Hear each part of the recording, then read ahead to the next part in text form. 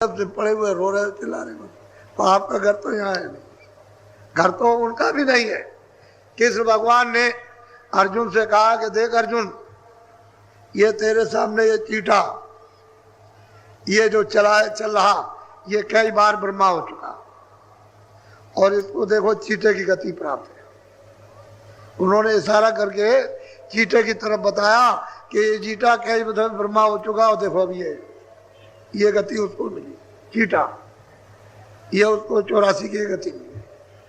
तो भी तो स्थान मतलब ये है कि टिकाऊ नहीं है, पुण्य छिड़े, यानी पुण्य जब आप करोगे और वहां पहुंच भी गए स्वर्ग वैकुंठ, तो पुण्य छिड़े मित्रोगे, फिर आ जाओ और मेरा राजाओं के घर में जन्म लो, सेठ साहूकारों के यहाँ, और उसके बाद मनमानी पाप करो, फिर चलो नीचे, फिर खानों में चले जाओ। तो ये क्या हुआ, फायदा क्या मिला?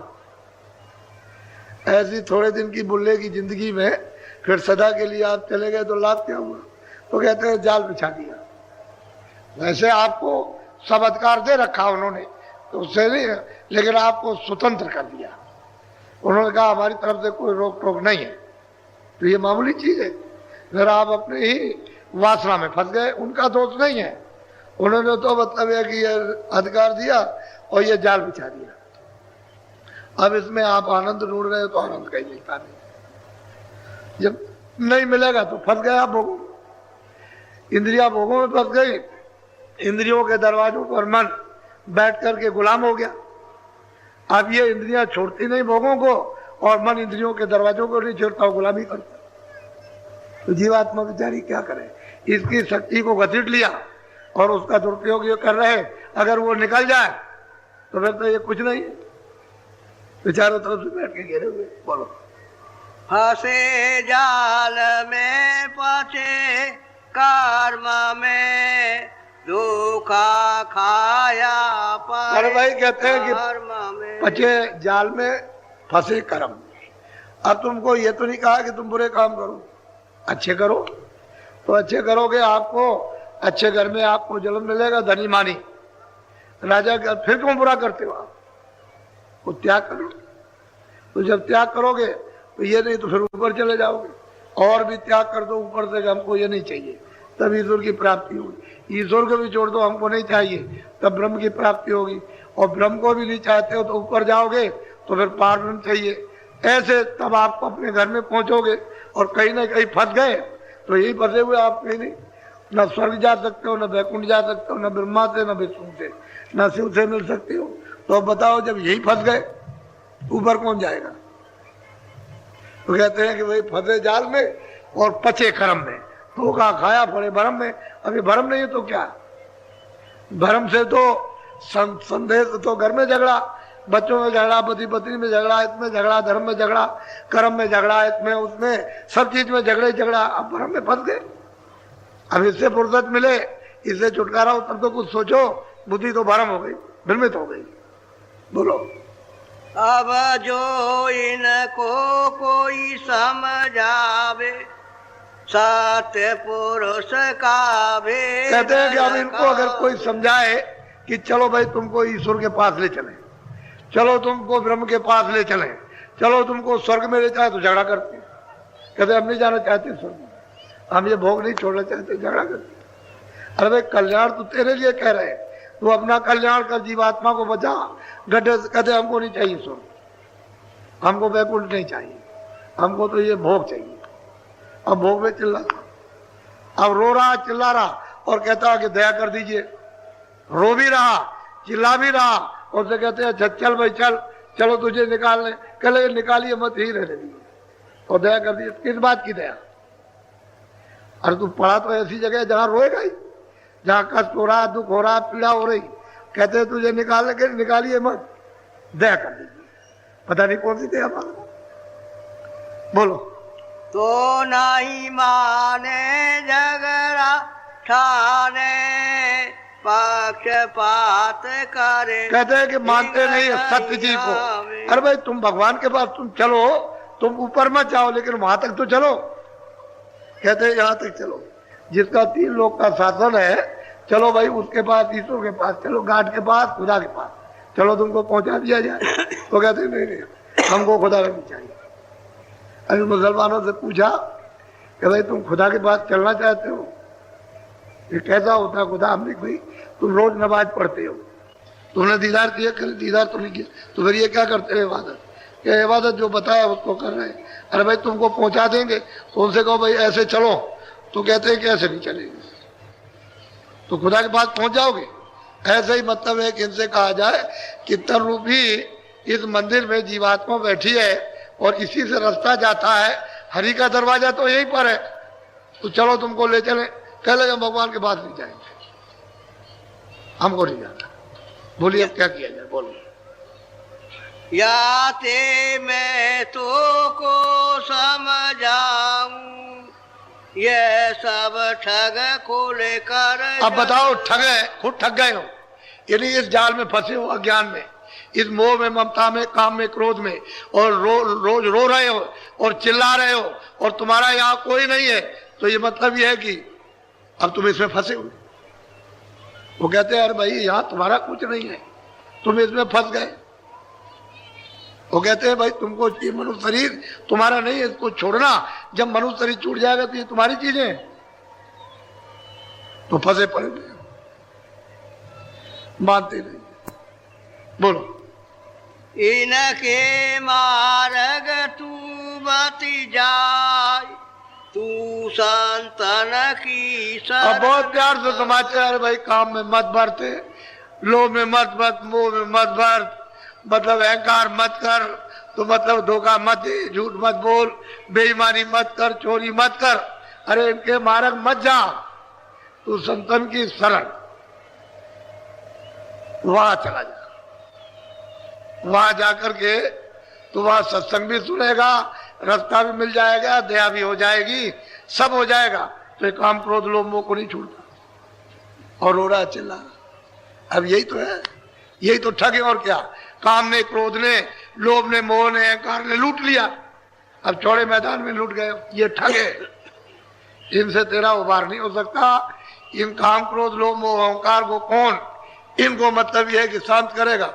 बिना महापुरुषों के तो कोई कर नहीं सकता। इन ठगों से कोई नहीं बचा सकता। अब ठग गए, इनको ठग कहते हैं। जी हाँ, बोलो। सतगुरु कहे सोई तुम लो, इनका वचन न करी। अब कहते हैं कि जो सतगुरु कहे, जो ऊपर ले जाते हैं जीवात्मा को, इधर से उधर पहुंचाते हैं कि वो काम जो कहे उसको करो, बाकी जो उधर न ले जाए तो अब क्या, उसका प्रमाण क्या है? उसका कोई प्रमाण। तो अभी जो कुछ बने तो अभी बना लो, आगे का फिर न धरना भरोसा। जो कुछ करना अभी कर लो रूपी तन में। तुम कहोगे मरने के बाद कुछ मिलता है, मिल जाएगा, तो कुछ मिलने वाला नहीं है, उसका विश्वास भरोसा मत करो। अभी कर लो, अभी जो कुछ करना। तो जीवात्मा को अभी जगाओ। क्यों नहीं आंख खोलते हो, क्यों सो रहे हो? वो जाग जाएगी, उजाले में खड़ी हो जाएगी, तभी तो भ्रम चला जाएगा। जब तक उजाला नहीं होगा, आंख नहीं खोलेगी, तब तक भ्रम नहीं जा सकता। जब दिमाग ज्ञान चक्षु खुल जाएगा तो ये भौतिक अंधेरे का, काम का, क्रोध का, लोभ का, मोह का, ये सब भ्रम टूट जाएगा। ये किला है, चारों तरफ से उन्होंने जड़ रखा और सारी सुरतों को, जीवात्माओं को बंद कर रखा। अब ये निकलने नहीं देते, भागने नहीं देते। अब अकेले बेचारी क्या कर सकती, इसमें फंस गई। महापुरुषों का बल ले ले तो निकल आएगी। बोलो। राह काना देउधर साई, पता भेद अब कहूं। कहते हैं महापुरुष कहते हैं राह रखाना, रास्ते का भेद मैं तुझे सब अभी बता देता हूँ। वो भेद लेकर के, रास्ते की जानकारी लेकर, उसका मतलब यह कि मंत्र, उसकी जुक्ति लेकर, और तू चल अब जल्दी से, क्या देर करती है। इस सूरत से जो दोनों आंखों के बीचों बीच में बैठी, उसको समझा रहे कि अब देर मत कर, ये बहुत समय तेरा खराब हो गया, जो बचा हुआ उसी में अपना काम कर ले। बोलो। मन और सूरत जमाओ, तिल पर गिरे घुमारे घट आओ। अब वो कहते हैं कि मन को इधर से हटाकर, बुद्धि को, चित्त को इधर हटा करके दोनों आंखें बंद करो और अंदर की आंख में सामने देखो, उसी अंधेरे में तिल दिखाई देगा, काला, अंधेरे में बिल्कुल काला, अंदर की तीसरी आंख में दिखाई देता। कहते हैं तुम उस पर अपनी दृष्टि जमाओ, तीसरी आंख जमाओ, वो जो काला तिल दिखाई देता उसी में सुराख हो जाएगा और वही काला तिल मिट जाएगा, सफेद हो जाएगा, यानी प्रकाश सामने प्रकट हो जाएगा। कहते हैं तुम घेर घुमर मन को, बुद्धि चित्त को चारों तरफ से, काम से, काज से, क्रोध से, मोह से, ममता से, दफ्तर से, दुकान से, खेती से, लड़ाई से, झगड़े से घेर घार करके यहाँ ले आओ, दोनों आंखों के मध्य में, और आंख का साथ दे दो और सामने देखो अंदर की दिव्य आंख ज्ञान चक्षु से कि वो काला तिल दिखाई देता और उस पर अपनी दृष्टि को जमाओ। बोलो।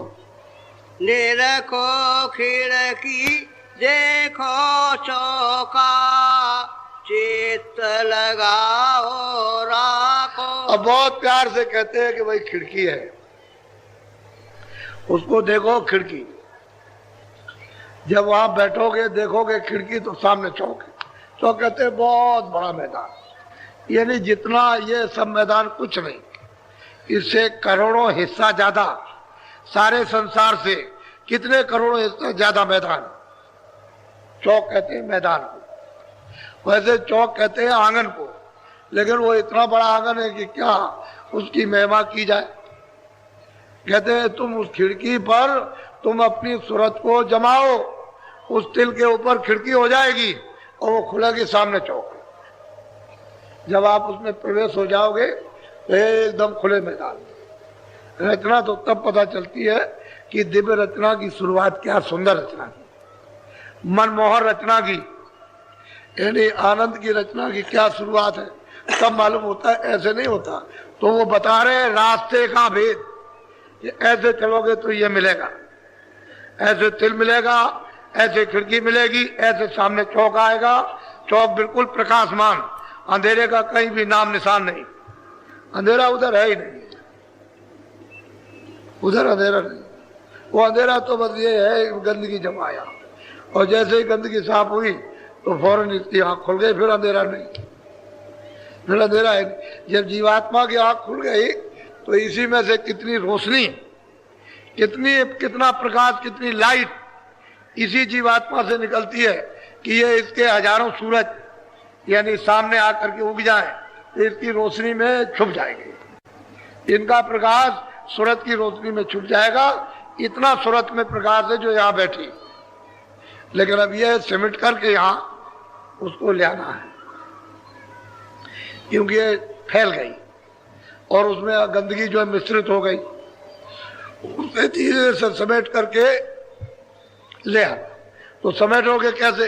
इधर से अपने मन को, बुद्धि को घेर घार कर कि देखो तुम इधर मत जाओ, पहले ये काम कर लो, जो तुम्हारा काम ये जरूरी है इसको करो। तो जब आप करने लगोगे दृष्टि रुक जाएगी, सामने वो तिल है, खिड़की दिखाई देगी, खिड़की खोलेगी, सामने चौक है, खड़े हो जाओगे। वहीं से तो प्रतीत प्रीत आती है। बोलो। पचरंगी फुलवारी देखो, दीपदान घट भीतर। अब वो कहते हैं कि शुरुआत हो जाती है पचरंगी फुलवारी, तरह तरह के स्वर्ग में, बैकुंठ में तरह तरह की, शक्ति लोक में तरह तरह की, यानी मतलब एक फुलवारी रचना, तरह तरह के महल, ऐसे ऐसे सुंदर महल है कि यहाँ उसको सुपने में भी नहीं मिलेंगे। और कारीगरियों से, बेल बूटों से, अब वो किस तरह के बेल बूटे हैं, किस तरह से रंगों से जड़े हुए हैं, और चम चम चम चम चम चम करते हैं। ऐसा मालूम होता है कि सारा खेल सुरतों का है, सब जीवात्माओं का ही खेल है, जितना भी है। चम चम चम दम दम, और क्षण क्षण पर महल बना दे। बस यहां से रूहें उड़ी और बस उन्होंने ऐसे देखते हुए फौरन महल बना दिए। कितने बड़े बड़े महल। तुम अपने संसार को ऐसे उठा करके वहां धर दो, एक छोटे से कमरे में, ऐसे ऐसे महल। कहते हैं कि उधर फिर क्या है, वो दीपदान, उधर वो ज्योति जल रही है, दीपक जल रहा, दीदार कहते हैं दीपक, दीपक जल रहा, उसका साक्षात्कार। वो इशारा बता रहे, वैसे तो बहुत कुछ है वो बीच में जो रचना, वो बहुत कुछ, उसको क्या, लेकिन धीरे धीरे धीरे साधक जब शुरुआत करेगा और उधर चलेगा तो अपनी आंख से देख लेगा। गोस्वामी जी महाराज ने सब देखा। बोलो। कोई दिन ऐसी लीला देखो नील चक्रता आगे पे। कहते हैं कि नहीं भाई, आगे नील चक्र है, ये नीलगिर पर्वत है, वह नील चक्र है, वो गुरु का द्वार है। कहते हैं वो दिखाई देता है, आगे साफ दिखाई देता है, उधर तो उजाला तो साफ दिखाई देगा। कहते हैं नील चक्र यानी गुरु का द्वारा। बोलो। विरह प्रेम बलता को फोड़ो ज्योत निहारो मन को मोड़ो। कहते हैं कि वो कैसे नीलगिर पर्वत टूटता है विरह से, तड़प। जब साधक जब रोता है, चिल्लाता है ऊपर जाने के लिए, तब वो टूट जाता है। उसमें साथ साथ गुरु की दया काम करती है। जब वो टूटता बढ़ता है तो ऐसा मालूम होता है कि समूचा तीनों लोग एकदम से गिर पड़ा, टूट टाट करके। इतनी आवाज एटम बम में नहीं, यहाँ के सब कण कण के एटम बम बना दो और एक बार की फेंक दो तो इसमें कुछ भी आवाज नहीं है, इतनी आवाज वहां हो रही। कहते हैं कि भाई उधर में वो गए, फिर उस ज्योति का वो दर्शन हो रहा है जो सैदल कमल में बैठे हुए हैं, उसका दर्शन करते हैं। तो साधकों ने तो दर्शन किया और कराया दर्शन। बोलो।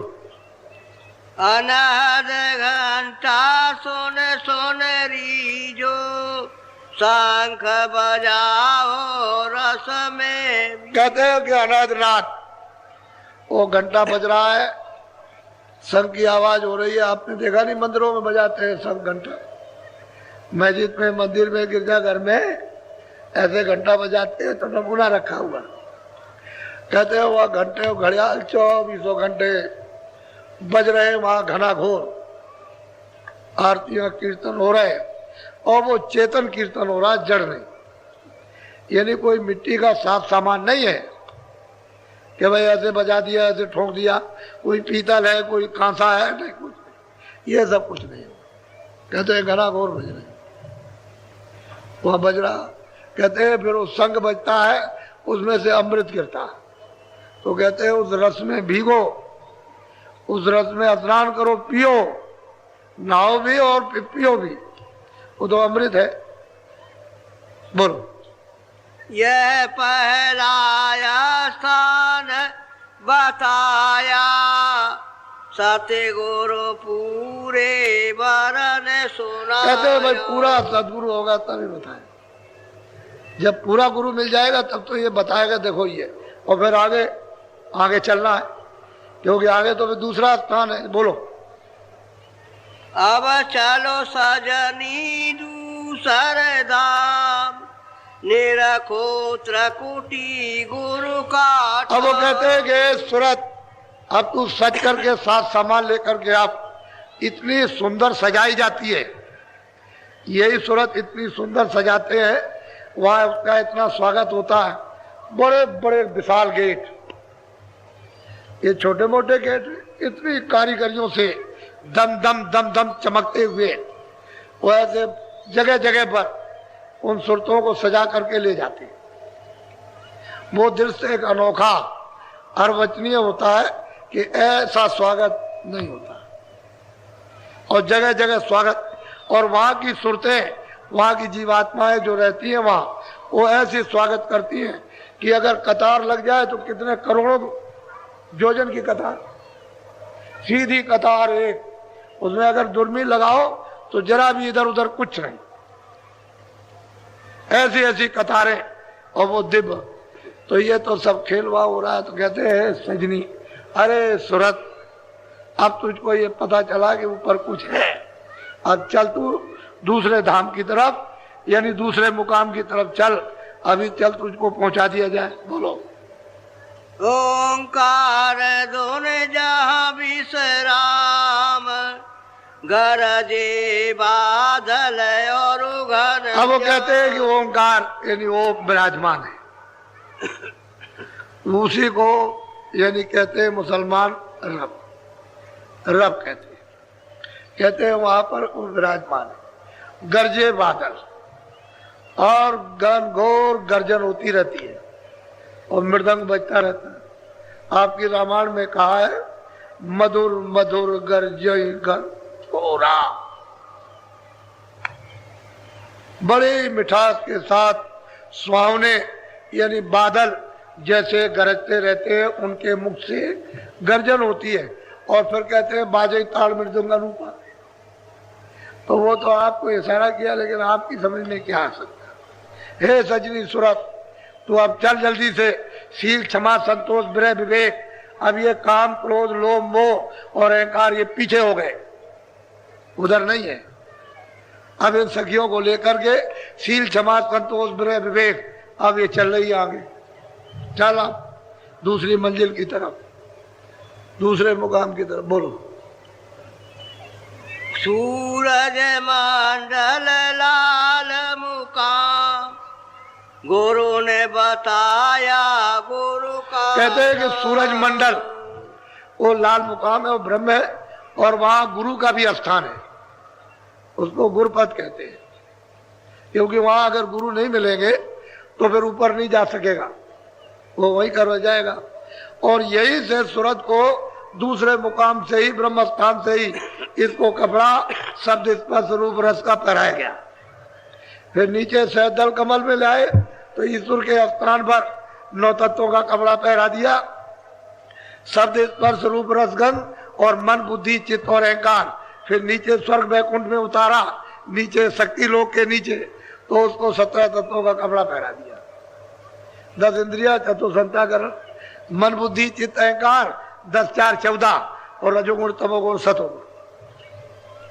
इसको जब पहरा दिया तो उससे मोटे कोल में, और उससे नीचे जब मित्रलोक में उतारा तो ये मोटा कपड़ा पहरा दिया। स्थूल जल पृथ्वी अग्नि वायु आकाश मसाले का ये बना हुआ शरीर। अब जीवात्मा है, इसलिए कहते हैं जड़ चेतन ग्रंथ पड़ गई, यद्यप झूठी है लेकिन खुल नहीं सकती, बगैर महात्मा के नहीं खुलेगी। महापुरुष की तो जरूरत है, वो जुक्ति से खोलेगा, जुक्ति से जीवात्मा को निकाल लेगा। अब तो ये बंध गई है 5 तत्वों में 3 गुणों में, अभी अपने आप नहीं निकल सकती, तो जड़ हो गई। इसकी चेतन अवस्था मतलब ये लोप हो गई, बेहोश हो गई। अब इसे होश नहीं है कि मैं कौन। जब तक यहाँ नहीं आएगी, खड़ी नहीं होगी, तब तक इसको होश ही नहीं आएगा, जागरण ही नहीं होगा। और जब यहाँ आ जाए तो जागरण हो जाएगा, होश हो जाएगा कि मैं कितने युगों से, कितने कल्पों से आई और यहाँ पर मतलब सो रही थी, अब जगी। कहते चल सूरत, जल्दी सद धज करके और दूसरी मंजिल चल, वहां वो रहते हैं विराजमान है वहां। तो उनका मंडल तो बहुत, उनके नीचे मंडल है माया का, माया का मंडल है। यानी सहदल कमल के ऊपर माया, सहदल कमल के नीचे आद्यामा शक्ति, तो इनका मंडल बहुत बड़ा, यानी ईश्वर के धाम से भी बड़ा। ऐसे आप पार नहीं कर सकता, कोई भी जा नहीं सकता, इतना बड़ा मंडल है उनका माया। और ऊपर में ब्रह्म है, नीचे माया, नीचे ईश्वर है, उसके नीचे शक्ति, उसके नीचे ब्रह्मा विष्णु महादेव। बहुत घेर करके जीवों को अच्छी तरह से फंसा करके रखा जाए। बोलो। पंचम वेद नाम यही गाया, 14 कमल। कहते हैं इसको 14 कमल कहते हैं, और इसको मतलब यह कि जिक्र किया ना एती और कुछ है और कुछ है, लेकिन हम कुछ बता नहीं सकते, लेकिन है जरूर ये बराबर। तो ऊपर में पार ब्रह्म है, वो तो उनका स्थान है पार ब्रह्म का, तो ऊपर रहते हैं। इसलिए ये दूसरी मंजिल इस तरह से सूरत को पहुंच और दर्शन होगा। किसका? ब्रह्म का दर्शन साक्षात्कार होगा। जैसे आप आदमी दिखाई देते हैं, आप हमको देखते हो, हम आपको देखते हैं, ऐसे ही दर्शन होता है। और बातचीत इसी तरह से, ऐसे ही दर्शन। लेकिन ये हाड़ मास का नहीं है,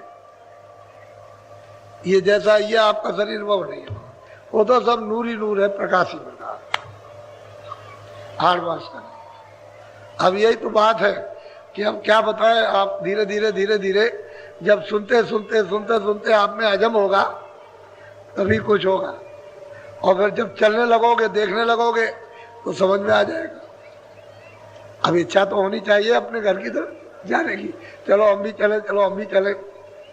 भूख लगे, प्यास लगे तो जल्दी से रास्ता मतलब है कि चलने का बनता है, और जब आपको भूख प्यास नहीं तो रास्ता तो खराब पड़ा ही हुआ, वो तो सब कांटे, तमाम गंदगी, कूड़ा कचरा सब